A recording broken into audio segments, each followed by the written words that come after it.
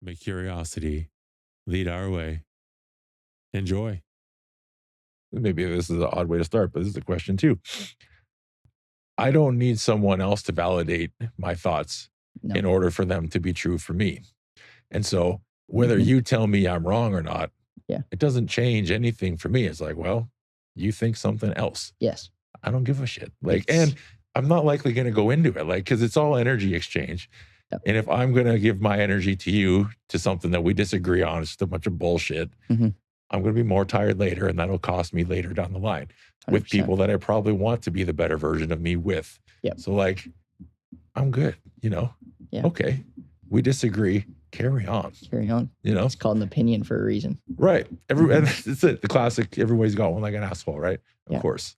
Yeah. But I find today people have a hard time dissociating from their thoughts and opinions and their identity of who they are. And so it's like this personal attack versus I don't know, let it be and have an argument. And then we don't have to fight, That is hard for people to do. Yeah. Especially right now. I think it's just because so many opinions fly back and forth and everybody thinks they have to relate some way, whether that's relate a little bit or a lot. Yeah. They don't, like you said, they don't want to dissociate. So yeah, it's tough. Well, and being right, even if I'm wrong, I'm wrong all the time. Everybody's wrong all the time. Exactly.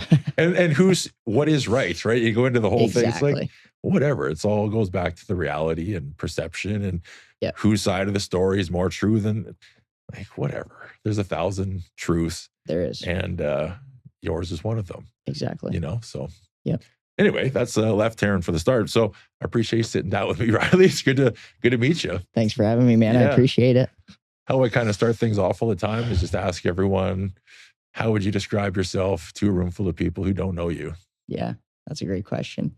Well, first of all, when I walk into a room of people who don't know me, I am usually pretty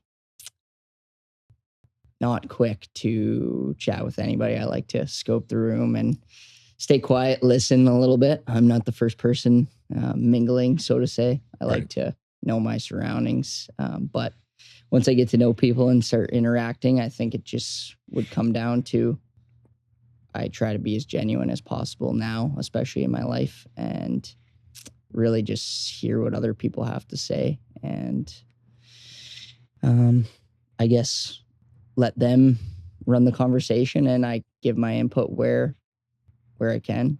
And I try to be as kind as I possibly can and understand where other people are before I say what I want to say.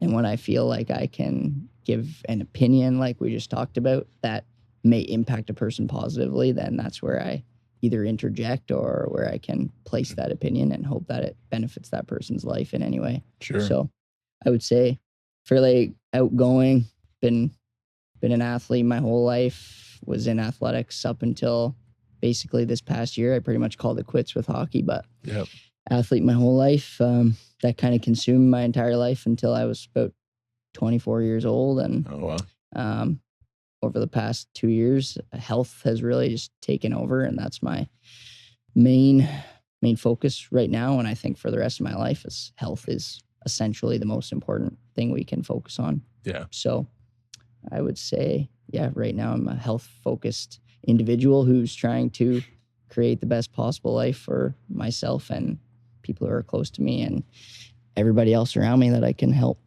benefit. Sure. Well, without health, we have nothing, right? And that's exactly it. It's something, health is a privilege that most people don't realize until it's gone. Yeah. And then it's automatically, it's become number one. Yep. Right. And it's like, well, what happened to me? Why did this happen? There's nothing I could have done. And so often that's not the case. Yep. It's like, there absolutely would have been something you could do and still currently is something you can do. There's always something. Yeah. Yeah. Well, there's the saying that a healthy person wants 1,000 things and a sick person only wants one thing. Yeah. And you can put that in any context you want, really. And it's always going to be the exact same. Mm-hmm. You're always going to want one more day, one more hour, one more minute of health. 100%. So take care of yourself best that you possibly can. It's the most common thing I hear from people I meet in the hospital. It's when I get back to how I used to be, once I feel as good as I did, that's every single time. I run into cancer patients. I see stem cell research. I see like myself, cholesterol. I see kidney patients. It's all in the same unit. And I talk to them. I've talked to them my whole life. Mm-hmm. It's always the same thing. If it's an acute something, autoimmune, another popular one or common one I run into. And it's like, I'll feel better when I feel like I did before. Yeah. It's like, sometimes that day doesn't come. And Exactly. not for better or worse, but like if you fight for an old reality, you're going to have a stressful reality for a long time. Mm-hmm. And it's just like, I don't know. How do you make your reality better now? Yeah. Right? What do you do? Where's your agency? What actions can you take to do that? And I couldn't agree more, man. And so you've got into fasting most recently. Yeah. Or like extended fasting. Yes. But carnivore for what? You think you said 2 years 2 now? 2 years. Yeah. Mm-hmm. Was there, so to rewind to your health focus, was there an event or a catalyst that kind of started you down that path?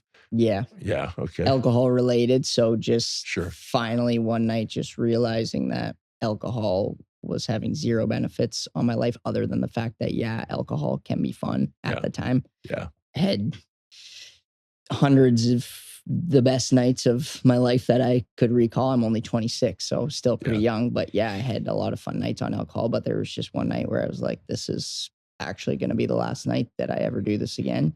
And I know that not a lot of people would make a snap decision like that and decide that. But for me, it was just like, I've done it enough. I was a huge partier basically every weekend since, I want to say, probably grade 9.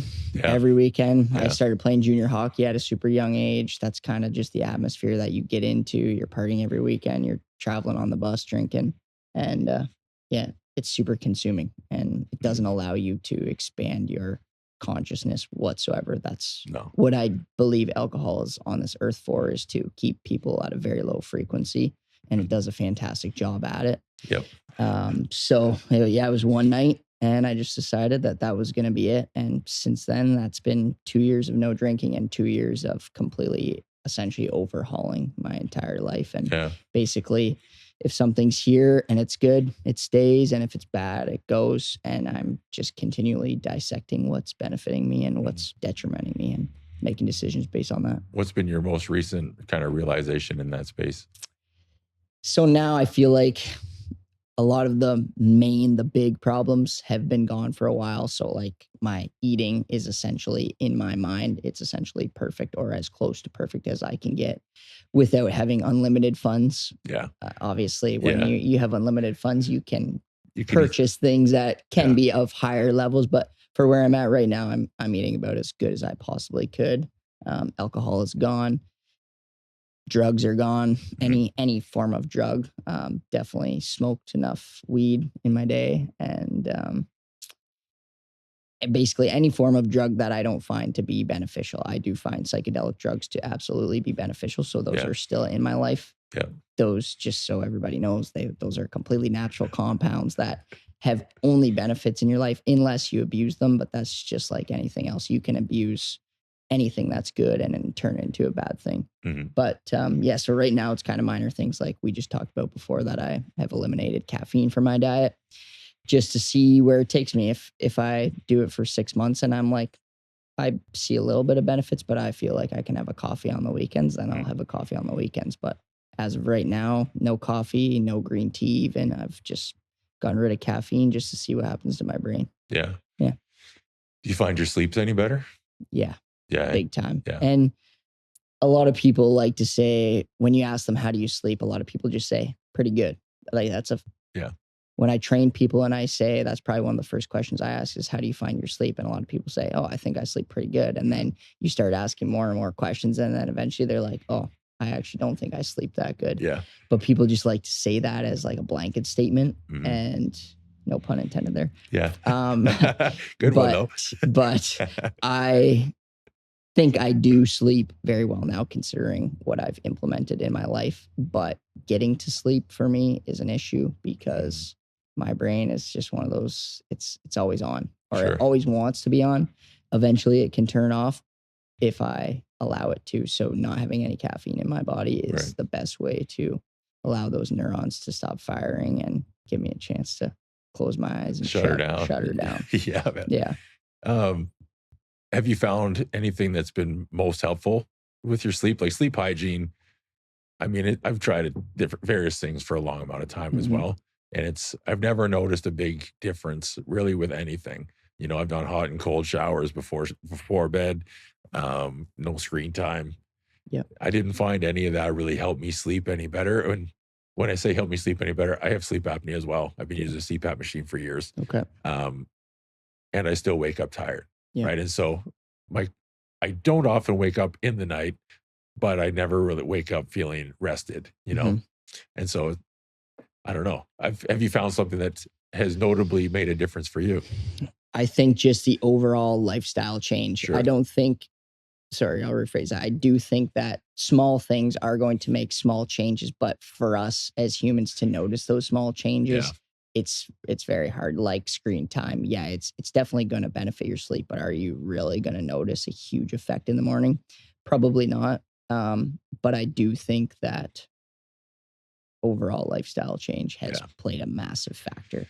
Yeah. Just alcohol being one of the major ones. Alcohol and sleep are directly correlated, negatively correlated, and diet and exercise and using your brain for something other than staring at a screen and as a hat rack all day is going to help you sleep.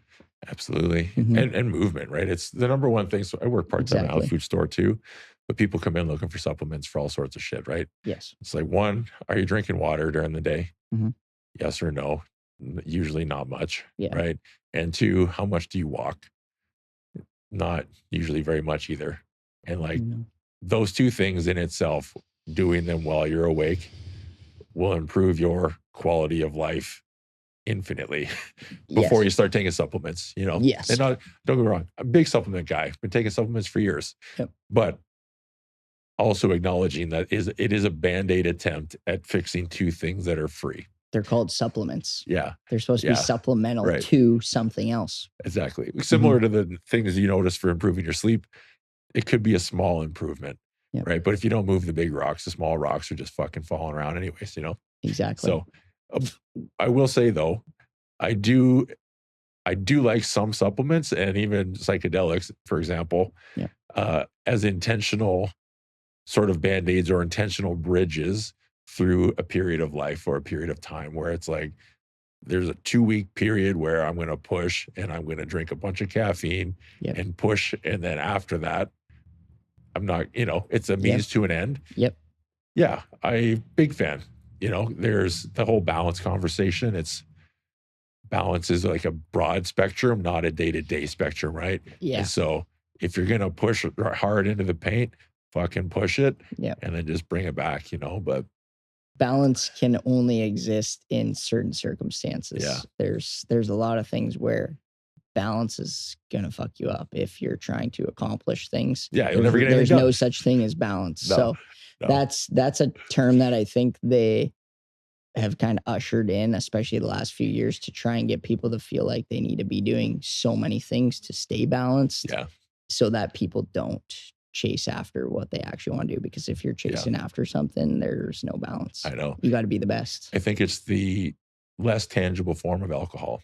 Yeah. Right? Keep them dumb, keep them busy, keep them fighting with the news cycle and all the fucking bullshit. Yes. And nobody ever does anything because they just fight all the time about shit that doesn't matter.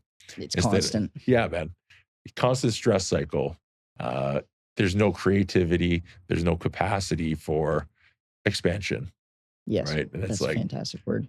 Wow. It's so interesting. That's why I like social psychology. I'm not versed in it at all formally, but just seeing things happening in the world and interactions with people, it's like, oh man, it's just, you're just stuck in a stress cycle that you can just not be stuck in. Yeah. But you're choosing to do it for some reason. And, you know, and like, not in a judgmental way, but it's just like, fuck, that just seems like such a stressful existence. And if I wouldn't be a fan, you know, so I guess that's what I'm not perfect by any sense. I definitely feed into certain stress cycles as well, but I try to be more aware and have it be a choice where it's like, no, I'm going to do that. And there's a cost, right? Yeah. Well, that word that you used, awareness is a thing that has slowly or quickly, depending on what you're comparing it to, but it's gone down. There is very little awareness. Critical thought is at a very low point right now. Yeah. People are balanced in a sense where they are on autopilot and they are not capable of getting past the barriers that are going to allow them to actually live out their a fulfilling existence. Right now, there's going to be a lot of people that are on their deathbed when they're probably 60 now, because most people aren't going to live till they're even close to the average right now is around 80, but it's declining and it's going to decline a lot quicker with what's going on right now. But there's going to be a lot of people that have regrets on their deathbed if they don't make a monumental shift in their consciousness overall, but start becoming aware of what's happening and start asking some questions. Yeah. Yeah. Well, then the question becomes, who do you ask the questions to? Yeah. Right. And yourself would be a good start. Yeah. Yeah. Yeah. A really good start. Yeah. So I guess this kind of ties into a question I had as well. What's been one of the most common hurdles you've seen with clients or with people in your sphere lately? And how have you helped them navigate through or around them? Or what advice might you have for a listener that has something similar? Mm-hmm. We actually spoke about it this morning. My gym team, we talked about how accountability is so huge right now. There's so many distractions. Yep. We know this. Your phone is tied to your hip constantly. And even sometimes, I know this happens to other people and not just me, and I'm somebody who's aware of it. Not everybody is, but sometimes you think your phone's going off and it actually isn't. It's not. It's just your brain being connected to it too frequently. And you're just checking your phone just because you think it's going off. That tells you how distracted people really are. And that's just one thing. There's 1,000 other things going on right now. If you're staring at your phone all day, there's advertisements constantly. There's endocrine disruptors in so many of the toxic chemicals that we have in our homes and our food that aren't allowing people's brains to work properly in any sense at all, actually. So I find that not only are we dealing with a population that cannot just critically think and have awareness, and it's not necessarily their fault because there is so many things bombarding them on a 24-hour cycle, 7 days a week. Until you can somehow break that barrier and understand what those things are that are causing the issues, I think then you can begin to transcend past those things.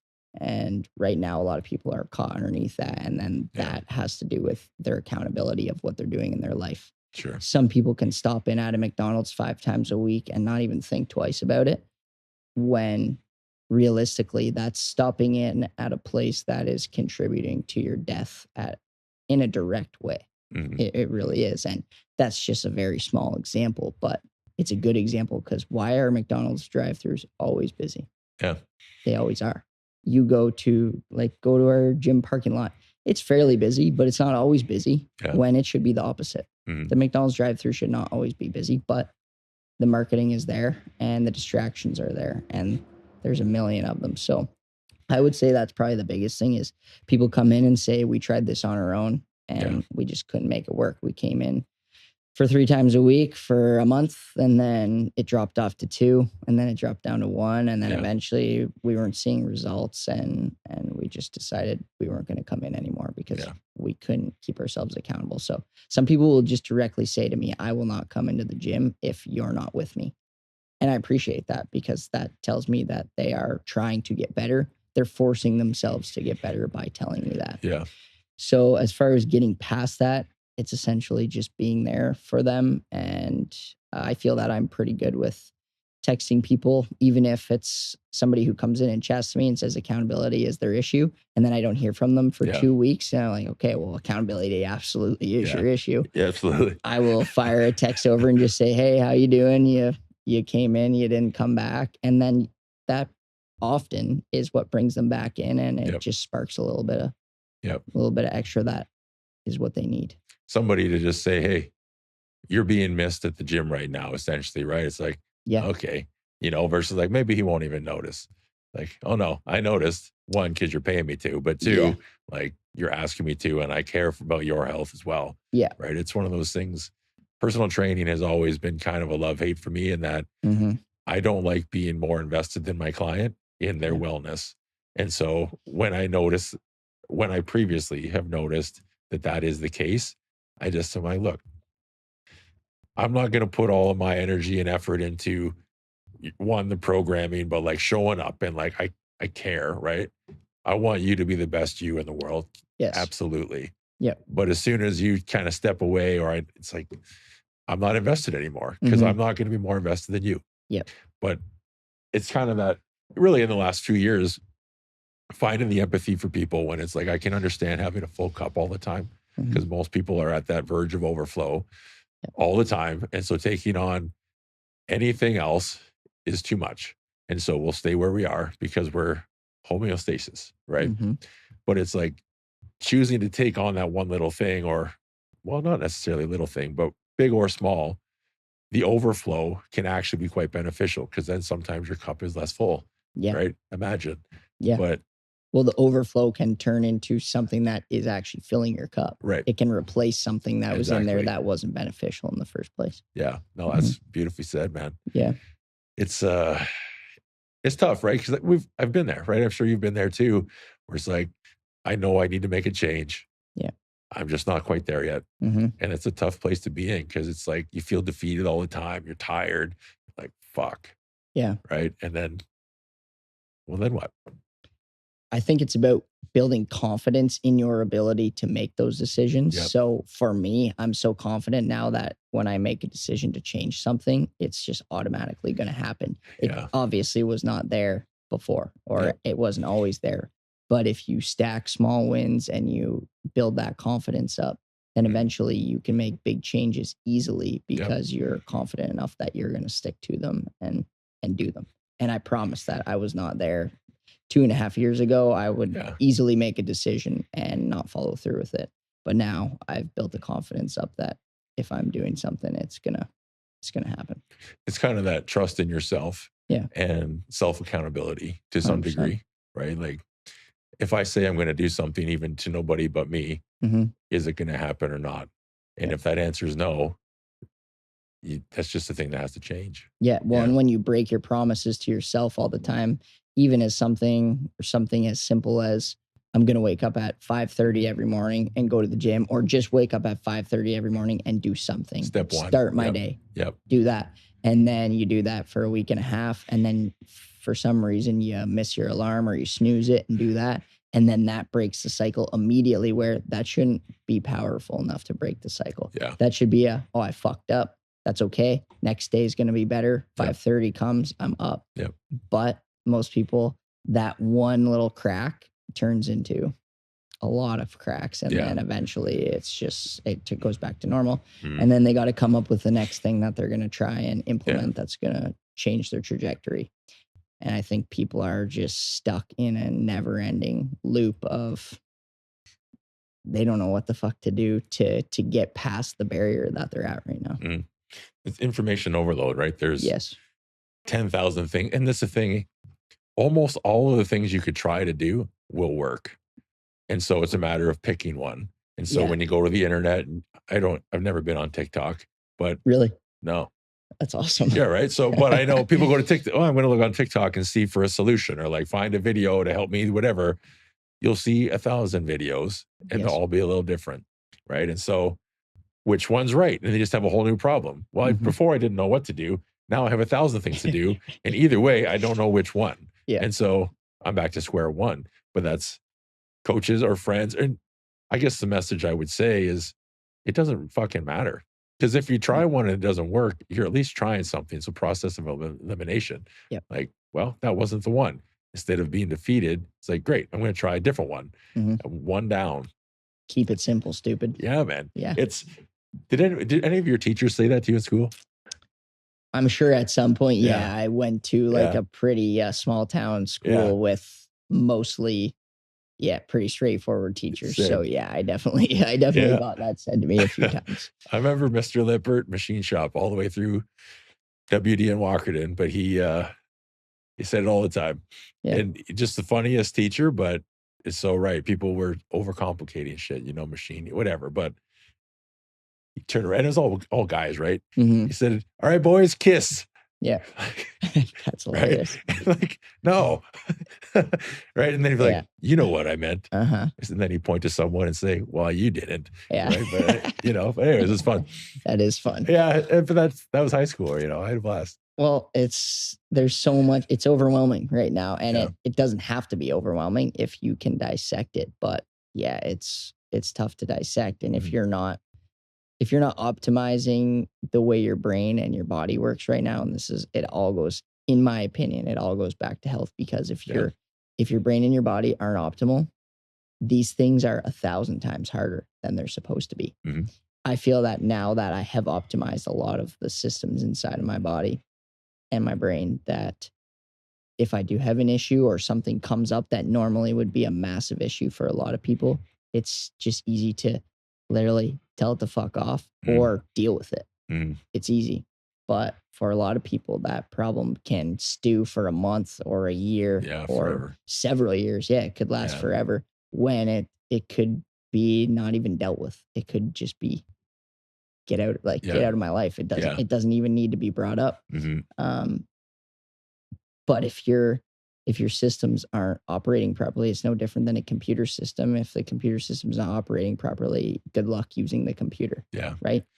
Well, do you people find are doing that optimization process? Do you feel like it's the same for most people or similar, or is there very much variability that you find in? Because you've done a lot of research, from what I understand, into I mean, a lot of things. Yeah. But in terms of that optimization process for health, you found what works well for you.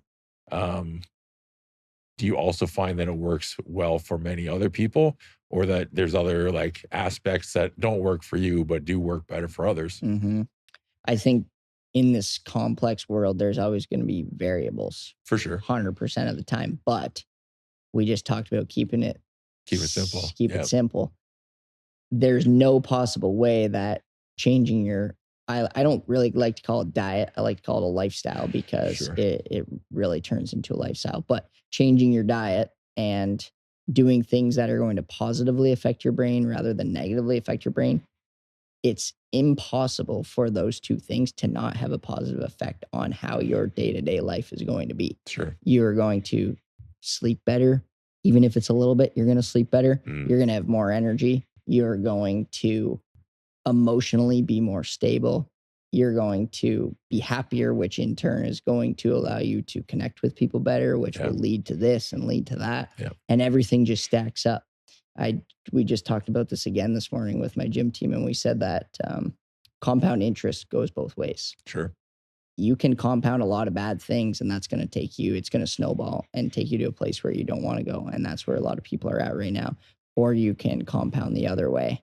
And that's exactly what I was just talking about, is you start compounding a healthy diet and healthy brain activities, thinking good thoughts, going deep inside yourself and finding what you're actually on this planet to do in this lifetime.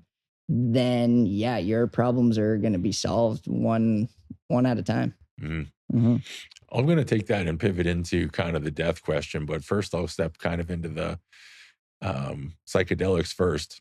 It's something what's it been, maybe 5 years now since I kind of started into the mushroom rabbit hole a bit. But I have noticed huge, like, it's just, I don't even know how to describe it, right? If you've never done a heavy dose of mushrooms, it's a different thing. And let alone, and not necessarily as a party intention, right? Doing it with the intention of, I'm going to be in a rough space for a couple hours and let's go. And that's like, that is a very transformative process. And like, I feel like it's allowed me access to more creative parts of my brain. Like, I haven't been writing poetry for that long now, but maybe 3 years or so. I don't know that I could have done that previous to that, you know, and I love it now. Like, I've been doing it a whole bunch, and I'm so thankful that I am, right? And because it's been its own emotional release within me in a number of different ways. But psychedelics, I feel, played a large role in that. This is not medical advice, by the way. Yeah, but absolutely not. And but a little bit. But like a little bit. if you're down to experiment, because life's an experiment all the time. That's exactly, that is what it is. It always, every aspect of everything is just an experiment. Sometimes it goes how we want, sometimes it doesn't.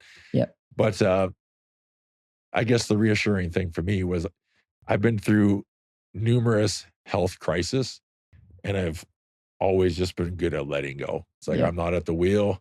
This is going to happen. And if I wake up at the end, I'm good to go. Right. Whereas with eating some mushrooms, I'm always like, I'm taking a thing that's just, I'm fine. Right. Physically, there's no problem. And so regardless of what I feel is happening or whatever, like, this is just, I chose to do this and it's over. You know, there's no fear involved, where it seems like some people have like a negative experience in high school, and then you fast forward a decade, like, oh, I'm not touching those again. And it's like, fuck, I wish you would sometimes. Cause like, I agree. I fully think that I'm a better person because of it. There's 100% chance that you're a better person because of it. Right. And what kind of experiences have you, what different types of experiences have you gone through with them? So a lot of stuff around losing my daughter, a lot of grief releasing, but that accessed, well, poetry, but not even just all the grief poetry too, but initially I started to do writing. I wanted to write, I still am kind of working on a book at a slow pace, but like, okay, I'll take a half a gram of mushrooms and do some writing and see what flows. And then that kind of progressed to, okay, well, let's try 1 and let's try 2 grams and whatever. Like, oh, this is a different game now. There's like other things happening, right? So then I would just go in and I would say, show me what I need to see. And then turns out music feels different, which my first tattoo says music. I love it, right?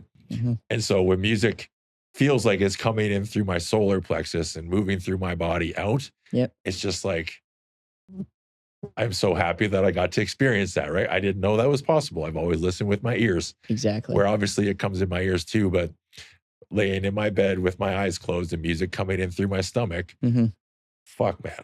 It's like, I'm alive. This is fucking living, you know? And even if it's a sad whatever, this is just like, the feeling is impossible to miss. And that's probably one of my favorite things that's come from it, aside from the poetry, because that in itself has been very healing. But that's definitely the 2 things that come to mind. That's cool. What have you noticed? I have delved into psychedelics pretty extensively. Sure. I would say around same timeline as you, probably about 5-6 years.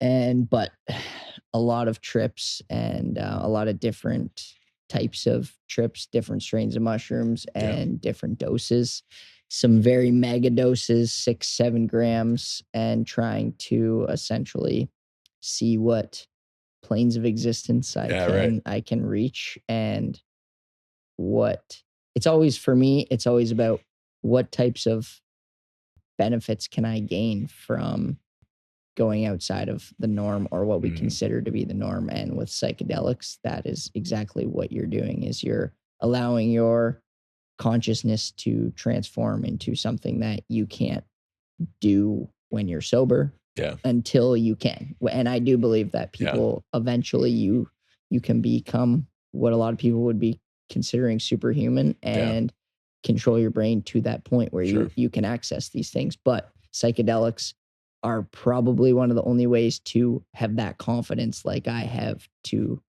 access that. I think so. Because how do you go somewhere you've never been?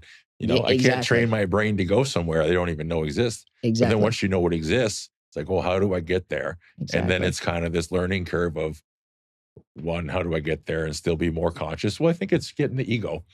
Yes. Our ego is in the way, not as a negative thing, but that is just a piece of our mind. It is. And so in order to be able to get around the ego sometimes, or for me, the psilocybin was the tool, right? I don't need you right now. Take a break. And then being able to at least attempt to navigate around that, and like, oh, I can kind of circumvent this intentionally, to kind of see what could be possible without.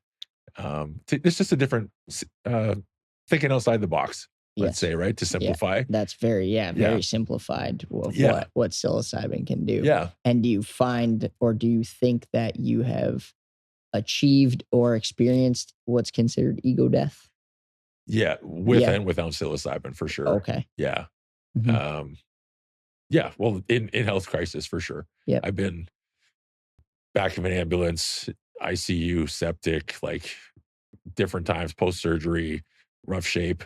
Yeah, you're in a unique situation. Yeah. For sure. And then on the ego death side too, for an example, I don't know if I've talked about it on the podcast before, but in the ICU 2019, I had necrotized cellulitis. I was in for 2 weeks.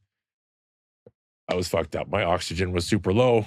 I had a bunch of stuff going on. Anyways, was it day 10 or 11? I was allowed to have a shower, but I couldn't hardly fucking stand, right? So Yeah. I'm wheelchaired down. I think I walked actually. I had a IV pole, the nurse, whatever. Anyways, I get down to the shower, but I can't even do anything, right? So I hold on to the IV pole. They had to tape up my arm to keep all the shit dry. And I just had to stand there, and she showered me and like washed me, right? Yeah. And it's like, you can't have any ego in there, man. Cause I've just felt so fucking grateful. Cause I was bedridden, 5 kinds of IV antibiotics for 2 weeks, right? My stomach was fucked. I was shitting in a little pan. Like, it's not nice. Yeah.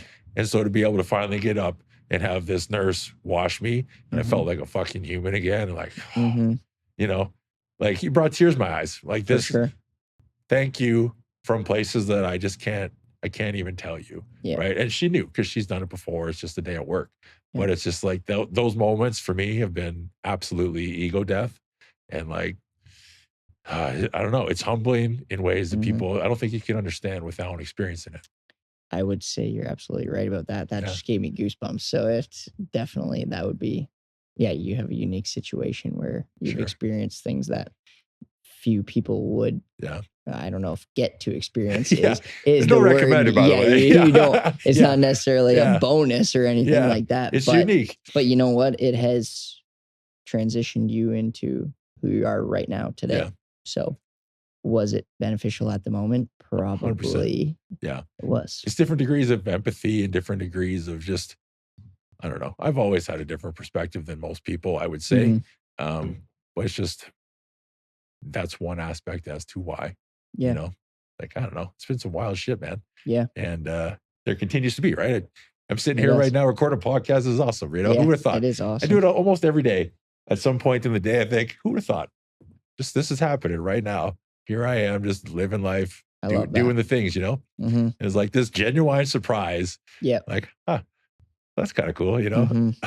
I love that. And more people need to experience that. Absolutely. And become aware that even if they think they're living the shittiest possible existence they could be right now, start having gratitude for something. Yeah. And build on that. And you know what? Morning coffee, I'm going to recommend that. If you're drinking coffee already, fucking appreciate it. Yeah, fuck It's like, as someone who doesn't sleep great still, a morning cup of coffee is nice. The warmth, I like it. You know, it wake up a little bit, great. You know, all the things are there, but like appreciating how good that can be. Yeah. If it's a constant in your day anyways, just find it and acknowledge it. Step one, right? Where do we start? Yeah. If you're doing it anyways, and you choose to, like, I like it, even if it's drinking. I don't recommend adding it to drinking, but like if you have a beer on your weekend, you think, fuck, this is all right. Yeah. Appreciate the fucking thing. Exactly. You know, don't just pound it back and think, well, there's a beer, throw it away. Yeah. You know, like, well, did you like it or not? And if you didn't like it, maybe you could fucking stop. Like, that's a good cue. Fantastic advice. Right? Yeah. So I 100% agree. But anyways, so to go back to ego death, I want to talk about actual death. How would you describe your relationship with death? I say this to my girlfriend and I say it to my parents, and they're starting to understand it more. I've probably been saying it as I've made this transition, this big transition in my life. And I've said to my mom, she always says, if I have 3 brothers, by the way. So crazy household. My parents, amazing. They've done a lot for us, and they truly would jump in front of a plane for any of us. They would much rather not die, or much rather us not die before them. Yep. They've said that before. And I said, just so you know, you have 4 boys. So you have 4 times the chance of one of us not existing before you don't. Sure. They don't like when I say that. And I also say that I'm at a point in my life now where I can't say 100%, because when people are on their their deathbed or when something extreme happens, you still are going to have that will to live. Oh yeah. But I do truly believe that I'm at a point now where I can accept it fully. It's definitely, that's a bold statement, but I think that what I've gone through with the help of psychedelics and yes, some macro doses will do the trick for you if you're looking to understand more about how this universe works or whatever is going on right now in our existence. But I have accepted death, and I tell them that if I do die in any sort of accident or something happens to me, that I don't want you to have any negative thoughts about it. Yeah. Obviously, it's going to suck that you lost your son before you passed on. That's shitty, very shitty. But don't allow it to destroy the rest of your life because it happened, because I am at peace with it. Even if you don't think that's true, but I am. It's funny where my mind goes. So there's a bit of backstory, but earlier this year, my dog ran away for about whatever it was, 30 hours or something, right? Little dog, March, it's cold, running through he's gone like almost 5.5 kilometers is how far he went. Anyway. Crazy bugger. Yeah. So my buddy thought he's like, I kind of think you're going to kill me. It's like, I really thought you were going to walk in with your shotgun and that's just what's up. Yeah. And I'm like, no, man. Because in my mind, if he ran away because you took him out doing something that he loves to do, he died doing what he loved to do. Yeah. Right. And like, that's the only thing I could ever hope for anything or anybody to like, well, and my dad's the same way, actually, with fishing. I remember he had cancer years ago and my mom didn't want to go out fishing because he was, unwell. He's like, I'm going to go. I would rather die fishing than not go fishing. Yeah. And like, I understand this may be a hard pill to swallow, right? For sure. Circumstantially, but I immediately understood. I'm like, I couldn't agree more. And that's, for me, even when I was powerlifting, bench pressing, I always thought nobody would be surprised if they say, how did Bill die? Well, he had a heart attack doing a 200-pound bench. Yeah. Like, yeah, I mean, that makes sense. Like, don't cry about it. Yeah. Celebrate that I got to do the thing I love to do. Exactly. I felt alive while I did it. And that's fucking awesome. Yeah. And so that's what I'm hearing back from you. It's very similar. Like, no, I'm not going to choose it. Yes, I will fight through whatever I can. But when the time comes, I'm not at the fucking wheel and let's fucking take me. Yeah. It is what it is. I think it's a total perspective change. And I don't know if everybody gets to experience that perspective change before they die. But I hope that most people do, because it definitely changes the way that you appreciate little things like that cup of coffee in the morning or that bite of steak that you get to have. 100%. It changes a lot of things. And it also makes life, even though it seems like it would make it less meaningful, it makes it so much more. It makes it more, way more meaningful. 100%. I wonder, what voice do you listen for when you're seeking guidance on your path? That's a good question. Well, over the last probably year and a half, I would say that I have brought God back into my life. We always went to church growing up. It was a routine every Sunday, and like mom and dad really preached on just being a good person, which I think that's what the positive aspect of following a religion is. I think there's lots of negative aspects to religion. I think a lot of it has to do with control mechanisms, and there for sure there's a lot of bad thing about how they've made people perceive religion around the world. I will say that for sure. But ultimately, being the best person you can be every single day, I think, is part of it. And my parents instilled that. And then junior hockey started, and Sundays were our home games. Church stopped, and definitely a lot of the practices that I should have been doing each day and every week and everything that shifted, and just my mind was taken over by other things. I definitely have always still tried to be the best person that I can be. Always try to be nice to my neighbor or my friends, be the best friend I can be. But just my trajectory changed for a while. 100%. now I believe I'm back on the track that I'm supposed to be, and I have adopted what people would consider God back into my life. And I guess that's the voice that's in my head right now. I think when you understand consciousness a little bit deeper and you understand that you aren't your thoughts, and huge, you can be the observer of your thoughts. Yep. Then you also start to, you question a lot more, and you also you don't want to question God because you want to have full belief that it's that he or that they, that the power, that it, whatever, that the energy is there, and that it's helping you navigate this crazy ass existence. Yeah. You want to believe that it is there, and you have to believe wholly, but you also have to believe in yourself that you are capable of allowing that to happen. So I think I listen to my thoughts, which if that's God, then that's the voice that I'm listening to. Then there's a lot of them. Sometimes there's a lot of thoughts. Yeah. I mean, I forget what the number of average thoughts per day pop into a human brain, but like it's 70,000 or astronomical. something. Yeah. It's crazy.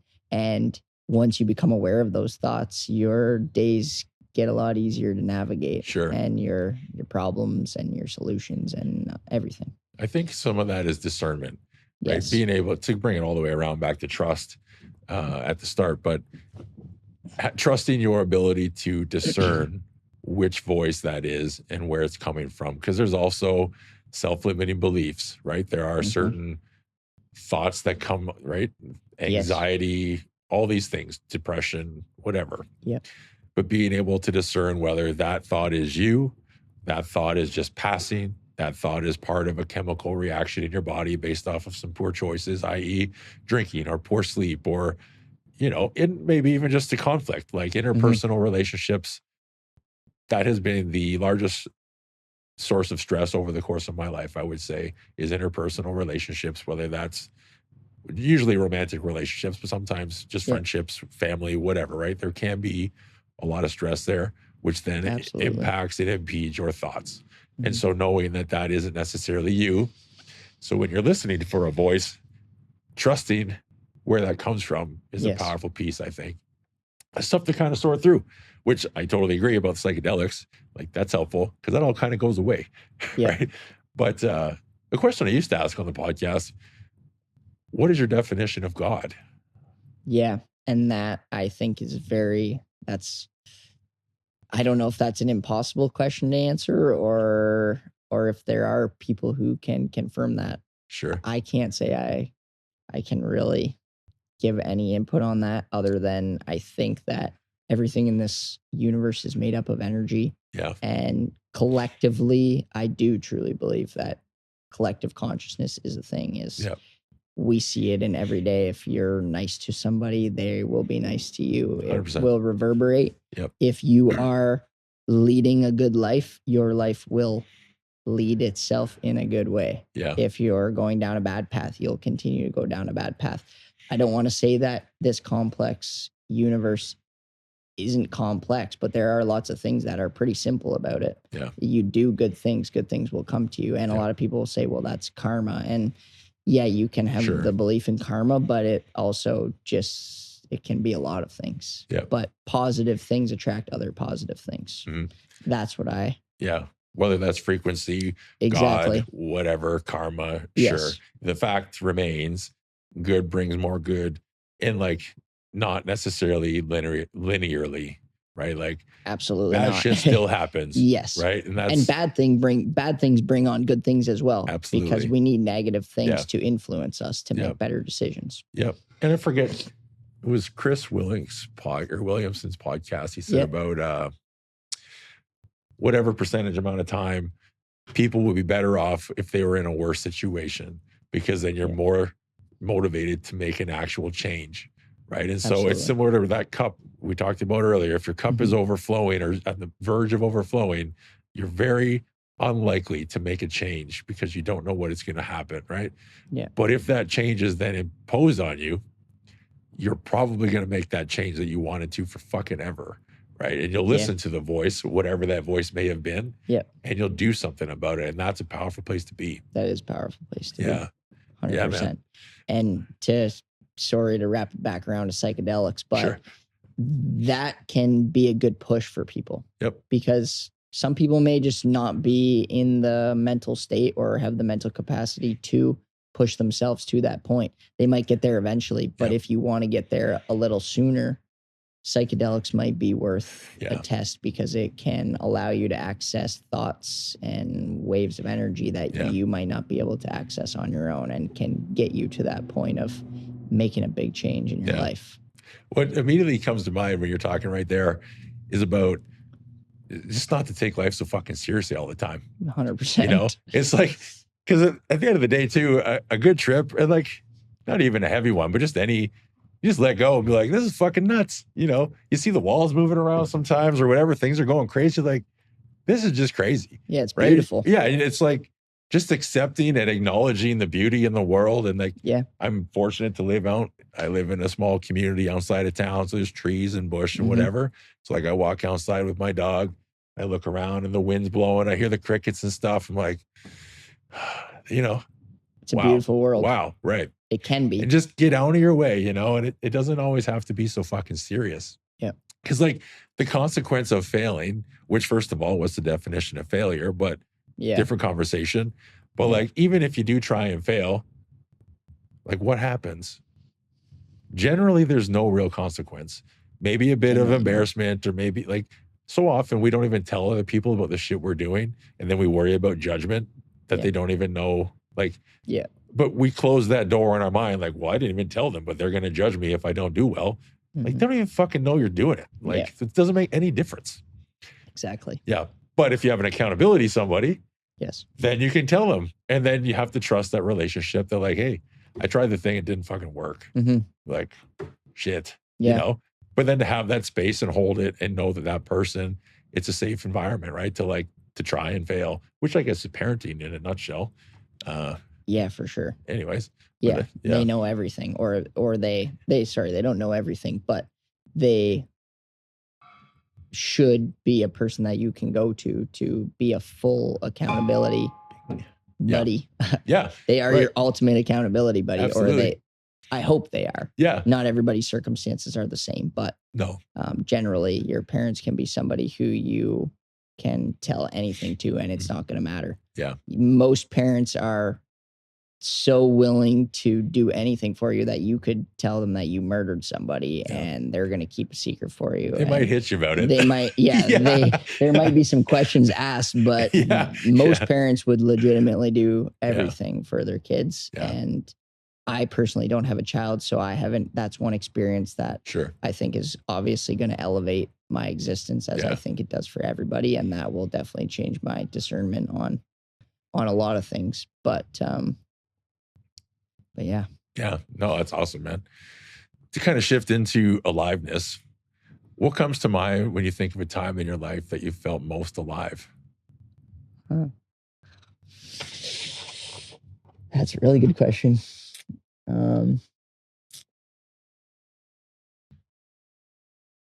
There was funny because I asked you at the start, I said, can we talk about psychedelics? And you said, absolutely, we fucking can.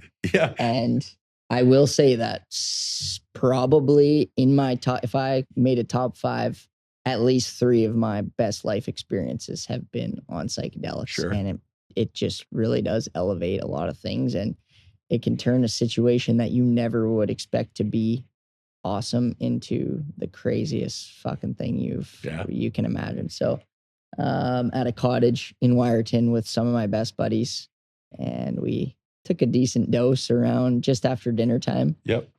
And beautiful night. We were kind of just sitting around the fire, just doing normal shit, joking around. And then I don't know if the water just called us or if it was a hot night and we were like, let's go down for a swim. We walked down the beach, not a far walk. And we get down there and it's probably like you walk down this huge escarpment essentially and come down through the trees into the water. And as soon as we get through the opening of the trees, there's not a single thing moving. And Georgian Bay, it's on Colpoys Bay. Yep.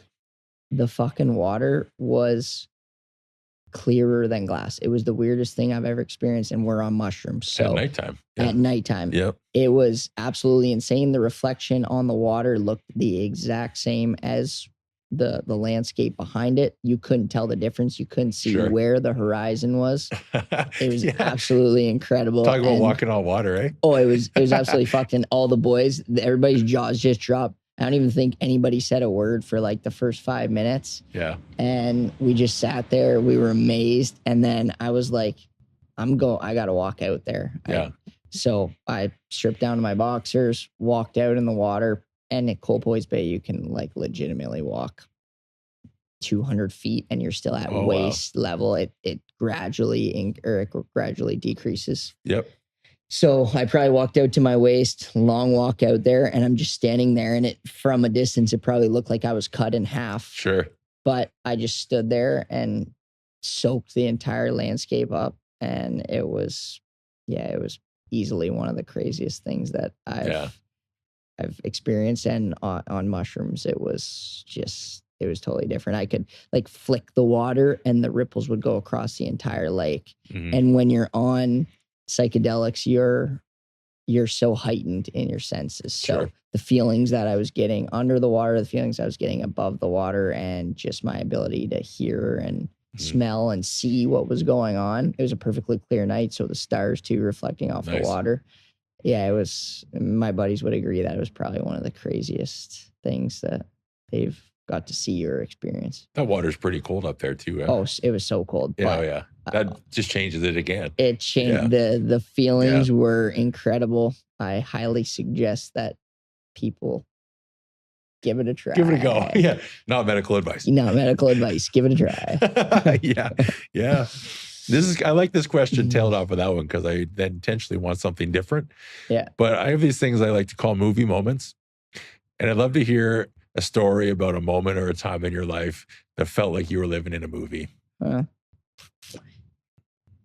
Yeah, we were actually at the same cottage and Different time or same time? different time. Okay. It was last November or 2 Novembers ago when we had like that super hot. It was like on record, the hottest November weather we've ever Okay. had. I think it was 25 degrees during the day and it stayed like that all night long. It was like 22 at midnight. Yeah. And we were on a hunting boys weekend up in Wyerton. And there was about 20 of us. And we were playing cornhole. We were playing volleyball. The boys were having a campfire. Yep. And just the atmosphere. There wasn't a single person there that didn't have a smile on their face for the entire night. Sure. It was just like an ultimate feel-good night where definitely got to be up there for one of the best nights I've had. And it was just surreal that it was November and it was 25 degrees. It was summertime. Yeah. Yeah. In Southern Ontario, where normally it probably would have been like 5 degrees and raining and a shit night. Yep. Which you can make the best of that too. But this was supreme. You're not playing beach volleyball at 6 degrees and rain. Volleyball. No. And my buddy's dad was there, and just the enjoyment that he was getting out of all the boys being there that he'd seen grow up, and just all of us together. It was an enjoyable experience. It's kind of a reunion too, eh? Especially as you're saying for his dad, like, yeah, it'd be neat to see like 20 years later or whatever it is, 15 years later, the same group of guys, you know, because in his memory, he probably has the same memory of you guys being like this tall. Yeah, literally. Right. Yeah. And then like, yeah, it was cool. Yeah. A certain amount of pride. Oh yeah. And he was playing volleyball with us, and he's not an athletic guy. So he gets fired up when he's playing sports like that, and he gets really into it. And it was just, it was a wholesome experience. Yeah. Nice. That would be a good word for it. Absolutely. Yeah. That's a life-changing experience for everyone involved. Yeah. Absolutely. It was. Yeah. For sure. Oh, that's awesome. I don't think anybody would forget that one.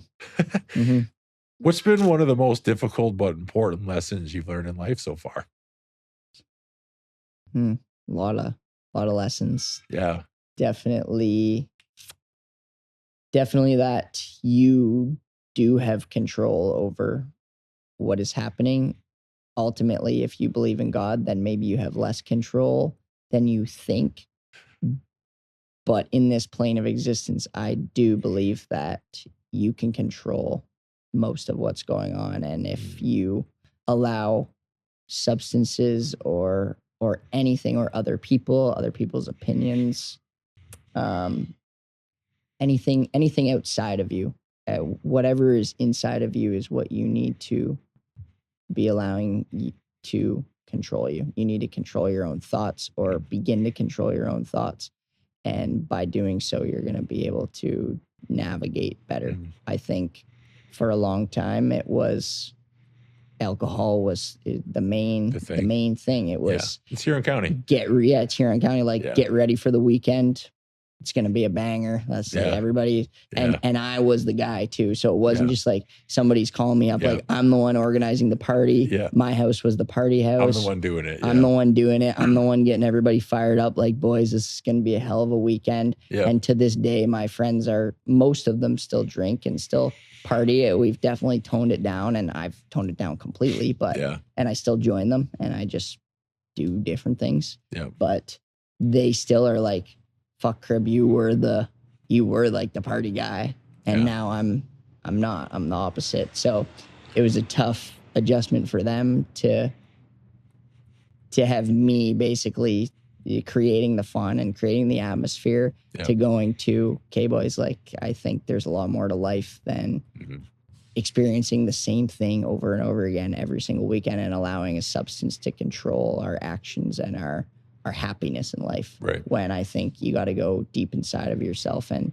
take back some control and allow yourself to create your experiences and not what you're consuming or what's outside of you. Right. Yeah. One thing that comes to mind does. Yeah, it makes perfect sense. I do. The idea of controlling your thoughts is something I've sat with quite a bit in that, well, give it a long spiel. One of my sort of lenses to see the world through is that our brains have been designed to keep us alive for millions of years or however many amount of years, right? Yeah. And so having the idea that we should be able to control them seems rather silly. Yeah. Because I'm just a dumb monkey and I would definitely be dead without, or if I had agency over all of my brain things, I wouldn't be breathing and heart's beating and all these things. And so to think that we should be able to control our thoughts, to me, also feels rather silly. But what I prefer to think about, and I'm curious what you think, is the ability to impose thoughts and the ability to choose a thought and let it snowball, as we talked about earlier, as you can snowball or compound interest into the negative or the positive, and taking control of the ability to make that negative or positive and then allowing that to grow, right? So that's because I run into a lot of the clients I've worked with over the last couple of years have dealt with anxiety, and I've never dealt with anxiety per se ever. Okay. Right. And so I'm like, well, I'm very interested. Well, how does that work? What does that feel like? Yeah. And it's like, okay, so I cannot control my thoughts. And I think, well, I've never really thought about that at all. I've never tried to. I've never worried about it. It's never been a thing. They just happen and go. But and so saying, well, just control them then, that's not helpful. Yeah. Right. And absolutely so not. What's the better? So this isn't me correcting you, but I prefer to think about it in terms of, it is. Well, what you're saying is what I wanted to say. This is just, yes. I guess that was my double check. This is like how I would articulate it versus how that was described. I'm like, I only nitpick that because control is a word I've heard from people with anxiety. Yeah. And it's like, it doesn't fucking work. No, you articulated that way better than I did. Okay. Yes. Well, awesome. That is exactly what I wanted to say. I like how you use the word impose. Yes. That is like exactly we're just injecting it or whatever, right? Like, yes, create it and let it go versus like, stop. Yeah. Like, that doesn't work. Yes. Control. Control is a bad word. It's more like, don't let things outside of you have control over you. Absolutely. And then you said that well, how it's negative and positive and be able to impose those just thoughts. Push the snowball a little bit. Exactly. Yeah. Exactly. Yes. No, man, well said. Thank you. It's funny how the things, like when you come across something similar for a long amount of time, it just really stands out, you know? And, well, back to empathy, I try to, because how do you understand something you never experienced? And Yeah. I'm just like, I don't know, just You do the can't. best I can, right? You can't. Yeah, You've experienced thousands of things that I've never experienced. sure. That And vice versa. I've never played hockey. Well, that's crazy, but you've experienced some serious things that I've never experienced, and it would be very hard to empathize with them, even when I think both of us definitely have more empathy than probably a lot of people have, just because of certain circumstances and I think developments. Ego death, that kind of stuff. That definitely helps. And empathy is, I mean, there's not many things that are much more important than that, because if you can't understand or try to understand where other people are coming from, then you're going to have a hard time ever making a connection with somebody who you just met. Absolutely. And that's one of the biggest things in today's world, is people have a longing for connection. Yeah. And it's just like, it's more accessible than we think if we actually intentionally, look for it and allow it, which can be uncomfortable, Yeah. So they have a longing for connection, but then a lot of people will allow the smallest comment or smallest idea to completely eliminate their chances of having a connection with you. Sure. You like something as stupid as being a right wing or a left wing, and somebody saying that's, I don't like to bring politics into it, but it's a great example, because people will allow a comment like that to completely be like, okay, that person is a lefty, I don't even want to talk to that person ever again, or vice versa, where it doesn't fucking matter. No. That's a very small opinion that has zero relevance to anything, let alone you having a personal connection with that person. It's just a point of division. Exactly. That's all it is. The religion, politics, everything, all the everything now, right? It's all basically everything. Well, it's another form, like we said earlier, the alcohol, right? It's keeping people dumb and lonely and like closed off, contracted, small, whatever. Divided. Divided. They don't want people, they do want people to have different opinions, because right now opinions to people matter. Sure. When, I'm a left and, they're right. Well, I can't really hang out with them because their opinions are going to be way different than mine, and that's going to hurt my feelings. And and that matters. And that matters, apparently. Sure. But we gotta, everybody has to realize that we shouldn't be fighting with each other. Yeah. Because we got a lot of power. There's a lot of us and very few of people who are implementing these measures, and there can be a lot of good done with a big shift, but the shift has to start with each individual changing the way they're thinking on a day-to-day basis. This ties right into my next question, and I'm pretty pumped about it. How do you personally disconnect from the bullshit in today's world to stay focused and true to yourself?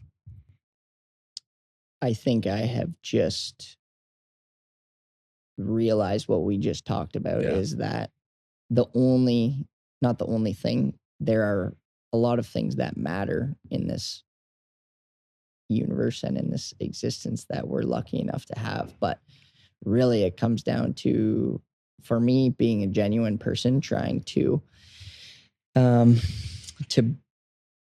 bring out what I'm here to do, which I'm starting to listen to that voice in my head, which is telling me that my main objective here is to be the best version of myself that can help other people do the same thing and allow them to experience what they genuinely want to experience, but just haven't figured out how to yet. So I think for me, it's just being as genuine as possible and experiencing the higher mindset vibrations, which are happiness and peace, and trying to achieve maybe isn't the best word, because then it's almost like a goal. It is a bit of a quest though, because it is I think it's meant to be hard. It's hard to achieve peace for sure, and find how genuine you really are and what you're here to do. And being happy shouldn't be a hard thing, but there's so many negative energies around and so many negative things that if you're absorbing those and you don't know how to eliminate them, then it can be hard to be happy. But I think keep it simple, stupid, and be genuine. Sure. Try and be happy. Try and realize that so many of the things in your life are great, and then build on that. And also be grateful for the shit that you've already been provided with, because why not? No, I guess it goes back to the help your neighbor, right? It's like, because ultimately, if you're unhappy and you go help your neighbor, you're probably going to be more happy. Exactly. You know? And so that could be in any aspect of life. It's like, I'm in a shit spot and I don't know what to do about it. Can you find someone you can help? Yep. Like, I don't know, probably somewhere. Anywhere. Like, it doesn't have to be big or small, but like, it feels good to help people. And that's where philanthropy has its whole thing, right? Do people donate for them, or do they donate for the people they donate to, right? It's like, it's both. Yeah. Right. It feels good. It's absolutely both. Yeah. It's reciprocal. It's great. Everybody wins. Net positive. Let's go. I like that. Yeah. Right. Net positive. Yeah. Absolutely. You do good things, go back to you do good things, and more good things come. That's if you want to talk about genuinity, is you do something that you genuinely like to do, and it's genuinely coming from a good place in your heart or your soul, then you're probably going to have a good time doing it. And I guarantee you it's going to have positive effects on either who you're doing it with or what you're doing or whatever that circumstance is. It's going to have a positive effect. Do you have a favorite creative outlet yourself? As in what? Like playing an instrument or art or, writing? Yeah. So like I said, athletics kind of took over my entire life. I would say gifted, very gifted athletically, like just grew up being very good at any type of sport that I picked up. So that kind of took the artistic away from me for a long, long time. I think now my artistic brain is starting to develop a lot more, which I'm excited for. Yeah, awesome. I've always been interested in the drums. My dad's played the drums, and it's definitely one of my dreams to be able to just hop on and play them. Yeah. But as far as like an outlet like that, I think writing is definitely one of my best capabilities. You said you wanted to write a book, or you're in the midst of writing a book, and that's kind of been my dream the last 2 or 3 years is to write a book. So I think writing would be my strong point as far as like artistic. Yeah. It's similar to, I guess, psychedelics. I find the more you do it, or maybe not psychedelics, but the more you write, the more intentional time you put into it and energy you put towards it, the more freely it can flow. Yeah. And that's not always, especially with poetry, I'm finding there's spurts. Like you'll write some shit and then nothing for a little bit. Yeah. But like the ability to write while the writing's good and then take a little break. You know? That's cool. Do you have any poetry like on hand that you can read? Yeah. Something? I've got videos on my Instagram. Okay. Yeah. I want to hear that. Yeah. I can show you after this, but my phone's over there. Okay. But yeah, absolutely, I do. Okay, cool. It's been and it's neat because what I have been told about, especially the videos. So for a few years, I just did written stuff and like a written post. Yep. And then my intention was you will read it in whatever voice you want. Yep. You'll take it and hear it, punctuation, all these things in the tone that you interpret it through. Mm-hmm. That's what I wanted. In the last year or so, I've been recording myself speaking it through the tone that I intended it through, the tone that it came from within me, and the pausing, the punctuation, the cadence, all that stuff. And so that's a very different thing for me in that I'm going to impose this on you where it came from within me. I like that. Right? Mm-hmm. So it's been a neat change for me. But that has also been like, that's fucking powerful to hear, right? And to see, because there's a lot of emotion in some of it. And it's like, oof, but I love that. It's like, that's great because that means it's connecting to the listener. And it's a very intentional, like, you're either going to love this or you're not. Yeah. And I'm good with that. If you don't like it, I like it. Because exactly. It came from a place with me or within me that like, I didn't know was there for a long time. Yeah. And then I found it. I was like, and then I felt so much better. You put the words on the paper and there's like this weight lifted off my mind or my shoulder, my consciousness, whatever. Yeah. It's like, there's a deep breath. Mm-hmm. Like, I didn't even know I needed to do that. Yeah. And then I did. Right. And I love doing that myself. I love being part of that process with other people, whether that's through lifting or nutrition or lifestyle, whatever. It's like, if I can help that that exhale, Mhm. right? The big sigh, whatever that is. Yeah. That's fucking life-changing. So Yeah. if I feel fortunate every time I get to go through that process with someone, like, yeah, it's impactful for them, but then also for me, because to go back to happiness and the things that are accessible, like that shit lights me up, man. Fucking love it. We have very similar perspectives Sure. on a lot of things for sure, because that basically everything you just said is exactly what I think. And when you write things down, this is a tip for people: is write some shit down that's in your head, and it may help you dissect what is causing you problems, or whether it's causing you a problem or it's just continually sitting in your mind. Yeah. Write it on a piece of fucking paper and maybe read it out loud a few times and see what you get out of it. It could be a major help to you. It could validate it or invalidate it Exactly. equally likely. Yep. Right. And then either way, the thought cycle could be over in your mind. Yep. Yeah, man. I completely agree. Mm-hmm. Kind of start to wrap things up again. Yeah. As you look into the coming weeks and months, what are you feeling most excited about? Excited about continually excelling. I'm really just trying to build right now. I know that it's good to be happy where you are and content. I don't know about the definition of being content, but I am grateful, very grateful for where I've gotten myself now.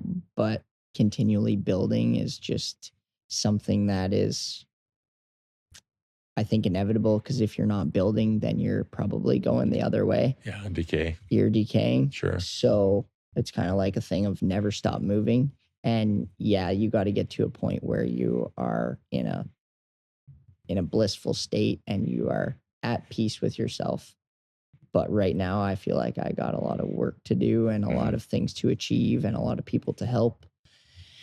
So yeah, I'm excited for just building on my consciousness, my subconscious, building on my connections with people, building more connections with people, meeting people like you. Man. Like, this is what I've noticed, which is by far the craziest thing, biggest shift in my life, is as I have cleaned up my diet and got rid of alcohol and basically transcended my existence here, is things are falling into place that would never and were never falling into place before. And maybe I just wasn't aware of them, and I am now.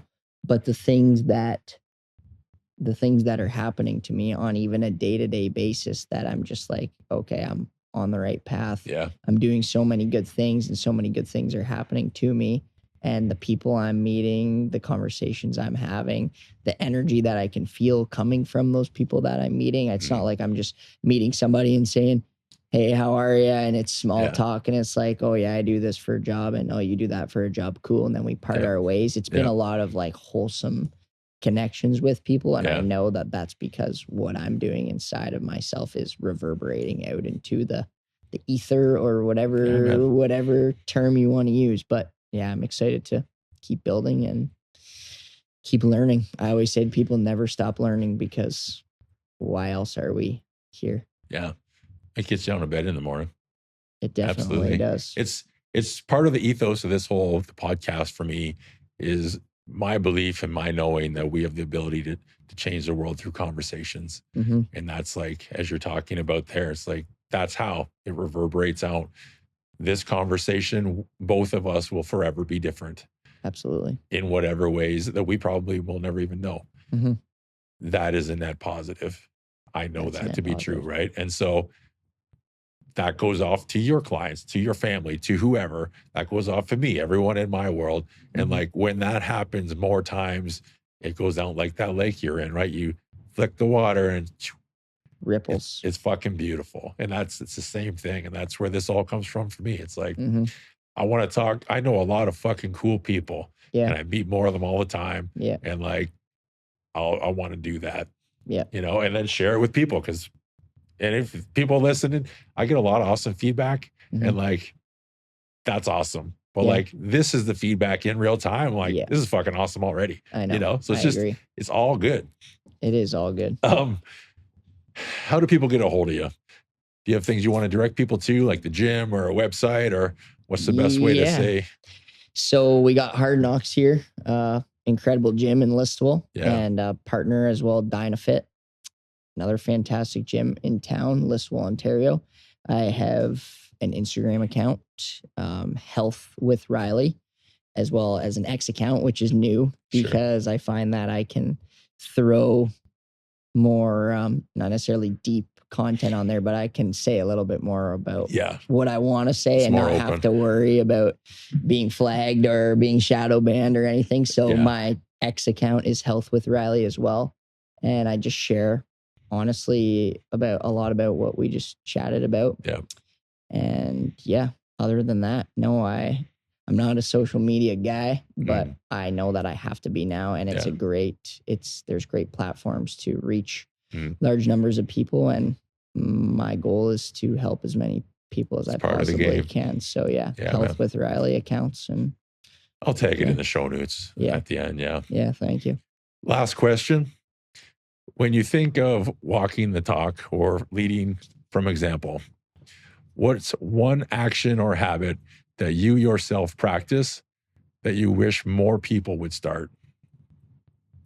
Smiling when you see someone, whether that's somebody that you see every single day or smiling at somebody that's just walking by you and you might never see them again. Yeah.